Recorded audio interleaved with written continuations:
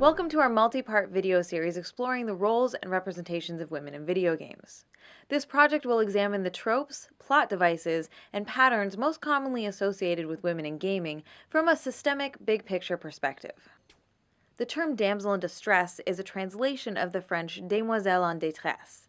Demoiselle simply means young lady, while détresse means roughly anxiety or despair caused by a sense of abandonment, helplessness, or danger. As a trope, the damsel in distress is a plot device in which a female character is placed in a perilous situation from which she cannot escape on her own and must be rescued by a male character, usually providing the core incentive or motivation for the protagonist's quest. In video games, this is most often accomplished via kidnapping, but it can also take the form of petrification or demon possession, for example. Traditionally, the woman in distress is a family member or love interest of the hero. Princesses, wives, girlfriends, and sisters are all commonly used to fill the role. One way to think about damsel characters is via what's called the subject-object dichotomy. In the simplest terms, subjects act, and objects are acted upon. The subject is the protagonist, the one who the story is centered on, and the one doing most of the action.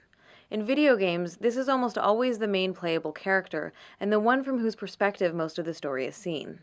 So the damsel trope typically makes men the subject of narratives while relegating women to the role of object.